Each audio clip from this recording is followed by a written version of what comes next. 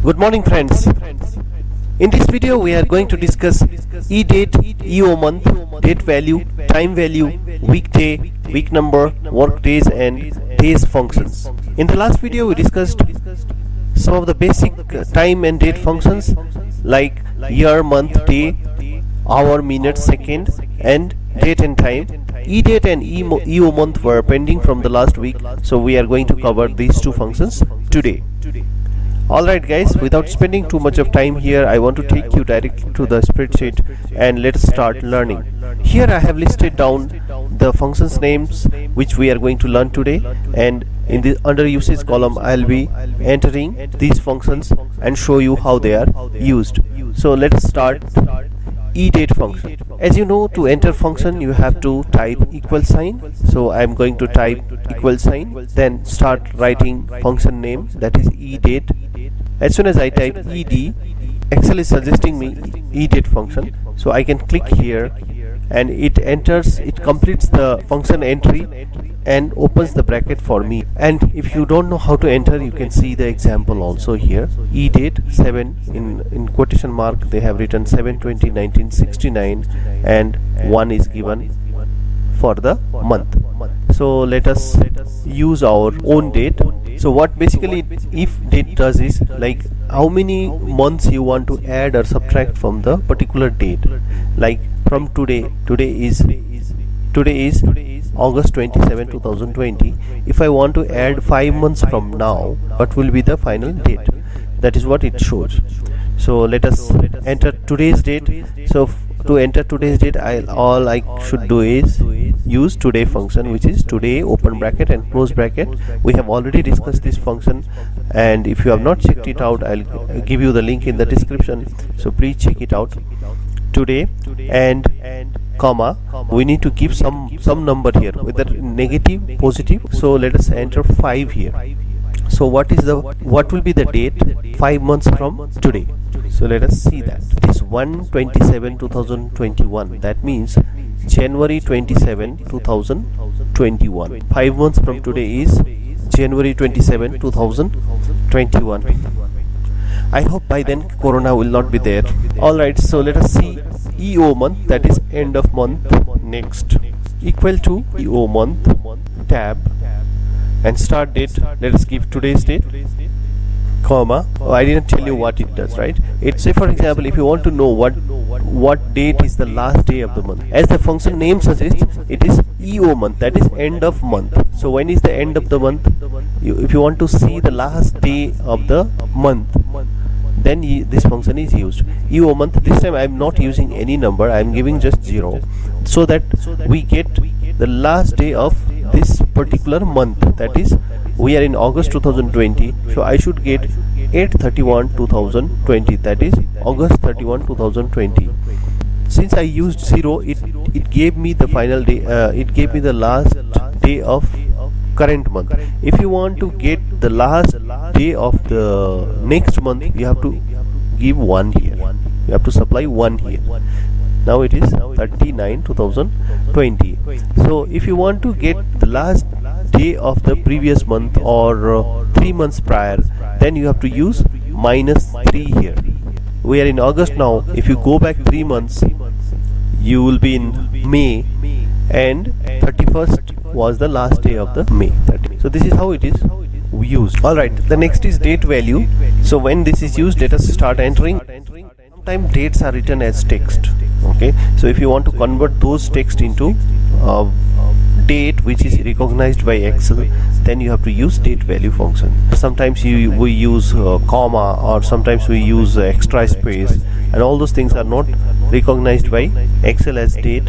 So if you want to convert those string to actual dates which is recognized by Excel, then this function is used. So date value, let us use the same example here. Date value equal to, and I am pasting, so you are getting 27/1969. Date value is used like that. Okay, same way time value is also there.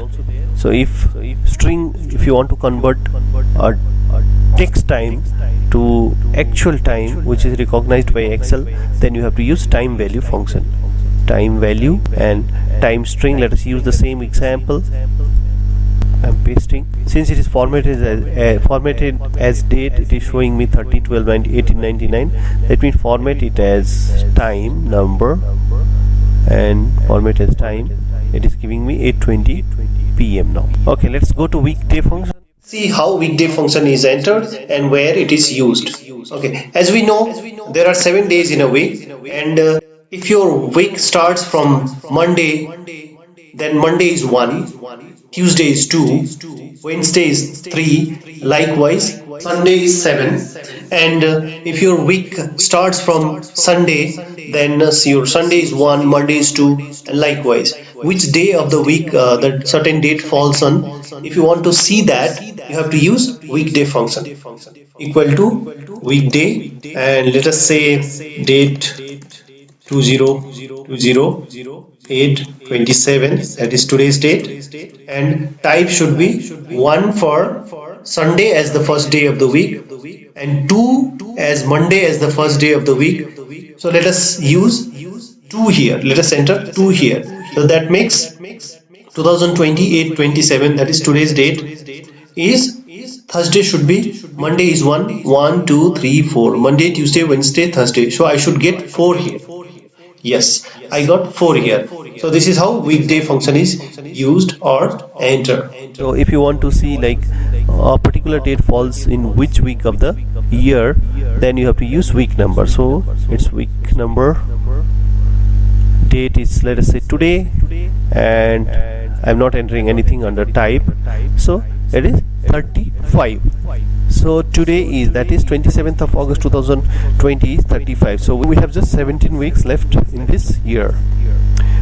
Likewise, let us see workday function equal to workday. Believe me friend, this workday function is very, very important. Thursday, right?